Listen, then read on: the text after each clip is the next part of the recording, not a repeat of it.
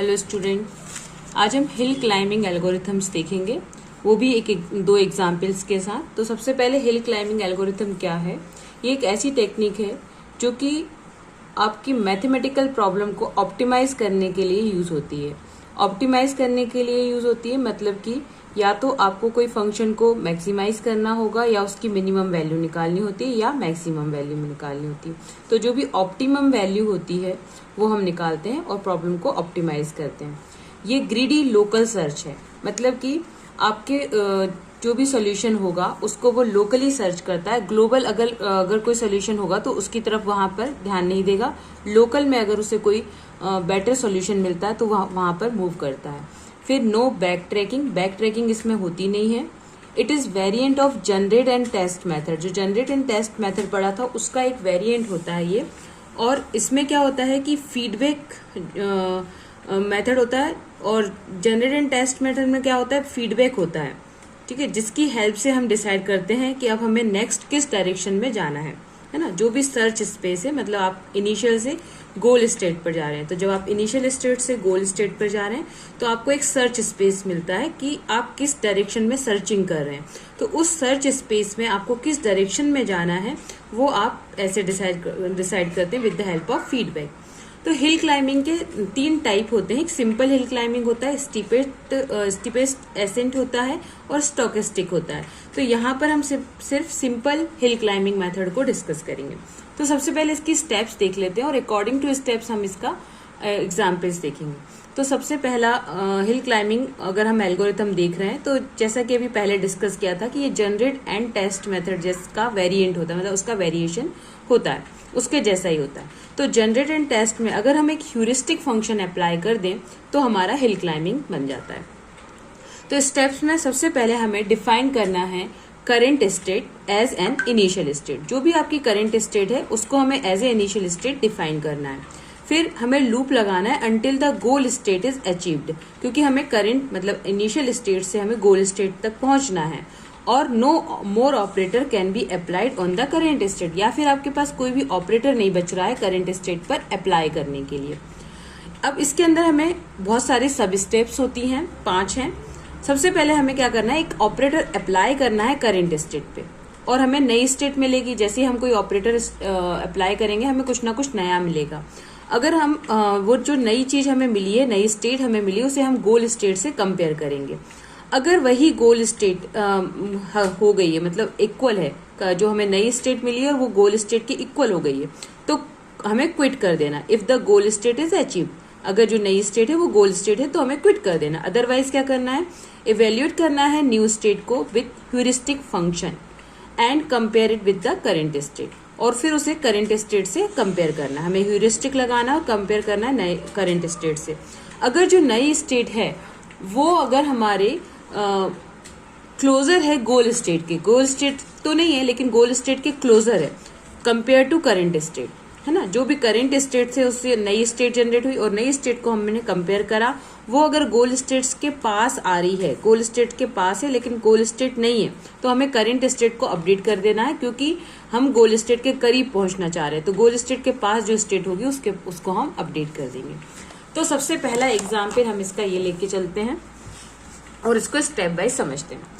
ये आपका एक इनिशियल स्टेट दिया हुआ है और ये आपका गोल स्टेट दिया है, ठीक है। ये ब्लॉक प्रॉब्लम है, ये ब्लॉक्स ऐसे अरेंज है, तो इस तरीके से ब्लॉक अरेंज है और यहाँ पर आपको गोल स्टेट दिया कि इस इनिशियल से हमको गोल पर पहुंचना है। तो सबसे पहले हमें डिफाइन करना होता है ह्यूरिस्टिक फंक्शन।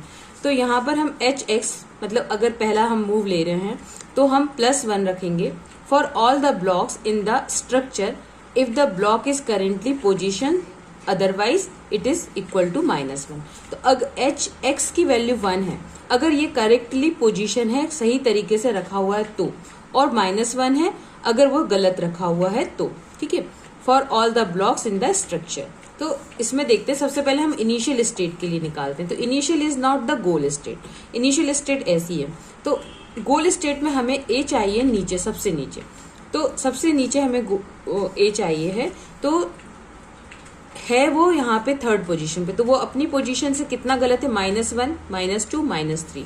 तो ये -3 पोजीशन, -3 इसकी वैल्यू है। d यहाँ पर होना चाहिए, d यहाँ पर होना चाहिए, तो यहाँ से अभी हम देख रहे हैं तो हमारा डी यहाँ पर है, तो वो नीचे से कहाँ पर है 0, -1, -2। अभी हर चीज गलत है, और C -1 और D 0, तो हमने इसको 0 दिया, -1, -2, -3। सबको ऐड करने पर H1 की जो वैल्यू आई है वो आई है -6। फिर हम A को मूव कर देंगे नीचे, तो A की लिए हो गई वैल्यू 0, B की 0 है, -1, -2, तो H2 हो गया है -3। फिर D को भी यहाँ मूव कर सकते हैं, तो D की वैल्यू 0, A के लिए 0, B के लिए 0, C के लिए -1, तो टोटल वैल्यू हो गई H3 में -1। यहाँ से आते हैं, फिर यहाँ पर C को भी मूव कर देते हैं, इस पर आते हैं, तो सबकी वैल्यू 0 हो गई। तो H4 फोर्थ टाइम जब हमने मूवमेंट किया तो ये 0 हो गया टोटल। फिर अब हम करते हैं, हमें जो करंट में चाहिए है, गोल में चाहिए, गोल में हमें A के ऊपर B चाहिए, तो हमने क्या करा, एक ब्लॉक लिया और B ब्लॉक को उसके ऊपर शिफ्ट कर दिया। तो A की वैल्यू 0 है और B प्रॉपरली अरेंज हो गया है, तो इसमें वैल्यू हो गई B की 1, तो H5 हो गया 1, ये 0 है, ये 0 ही रहेगा। फिर हमें चाहिए इसके ऊपर C को ले जाना है, तो इसके ऊपर हम C को ले गए, तो ये हो गया 1, और ये सही प्लेस है, तो 1 और 2 है ना, सही पोजीशन पे। हर एक ब्लॉक के लिए हम एक बढ़ाएंगे, सही है तो एक बढ़ाएंगे, गलत है तो एक कम करेंगे।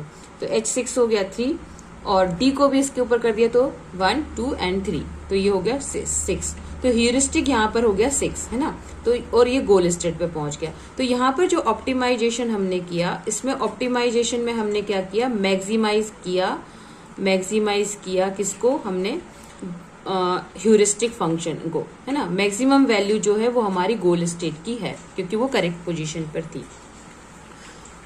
अगर हम यहाँ पर देखें तो ह्यूरिस्टिक इसमें होगा, ये सारे मिस अरेंज है, तो 0, -1, -2, -3 ऐसा था, और ये सही से अरेंज है, तो 0, 1, 2, 3, इसके लिए 1, ये 2 और ये 3। तो इसकी थी H की वैल्यू, HX वैल्यू आनी चाहिए थी 6, जबकि HX यहाँ पर अभी हमारे पास था -6, तो हमें H की वैल्यू को मैक्सिमाइज करना था, तो ऑप्टिमाइजेशन था मैक्सिमाइज।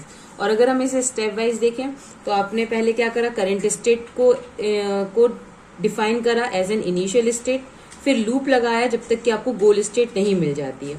आपने एक ऑपरेटर अप्लाई किया, मतलब ह्यूरिस्टिक अप्लाई किया आपने करंट स्टेट पर, और उसको गोल स्टेट से हम कंपेयर करते गए, और अगर गोल स्टेट हमें मिल गई तो हमने क्विट कर दिया, अदरवाइज हमने अपनी करंट स्टेट को बदल दिया। एक और एग्जाम्पल देखते हैं।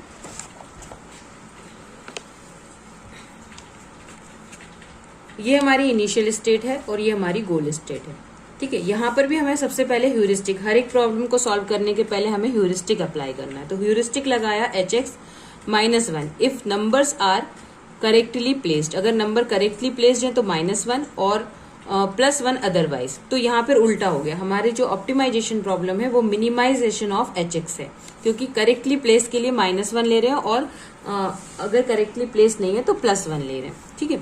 तो फॉर एग्जाम्पल अभी अगर हम इसको देखें, ये हमारी इनिशियल स्टेट है ना, इनिशियल स्टेट देखें और गोल स्टेट देखें, तो इनिशियल स्टेट में और गोल स्टेट में कितने ब्लॉक्स जो है वो मिसप्लेस हैं। तो देखा जाए तो ये 3 है, वो मिसप्लेस है, तो 1, 2, 3, 4 है ना, ये 4 प्लेसेस मिसप्लेस हैं, बाकी सारी जगह अपनी सही जगह पर रखे हुए हैं, सारे नंबर, और सारे नंबर अपनी सही जगह पर रखे, ये भी मिसप्लेस है। तो 1, 2, 3, 4, 5, तो H1 की वैल्यू हो गई यहाँ पर 5, क्योंकि मिसप्लेस के लिए हम +1 करते जा रहे हैं, जो नंबर गलत रखा है उसके लिए +1 करा है, तो 5 हो गई। अब इससे हम, अब यहाँ पर ब्लैंक यहाँ पर है, तो या तो हम 6 को यहाँ पर ला सकते हैं, 5 को ला सकते हैं, या 7 को ला सकते हैं। तो हर एक को हम लाके और उसके लिए H की वैल्यू, ह्यूरिस्टिक की वैल्यू कैलकुलेट करेंगे। तो सबसे पहले 5 को यहाँ मूव करेंगे, 5 को जब यहाँ मूव करा तो अब देखेंगे गोल स्टेट से कंपेयर करके कि कितने ब्लॉक्स, अभी कितने नंबर मिसप्लेस हैं। तो यहाँ पर देखा तो आप देख सकते हैं अभी भी 1, 2, 3, 4, 5, अभी भी 5 है। अगर हम यहाँ पर इस प्लेस पर 6 को ले आते हैं तो क्या होगा, 6 को लाते हैं तो फिर हम इसे गोल से कंपेयर करेंगे, तो अभी भी 1, 2, 3, 4, 5, 6 हो गया, ये और बढ़ गया है, हमें मिनिमाइज करना है। और अगर हम 7 को लाते हैं तो हमारा सिर्फ रह जाता है 1, 2, 3, 4,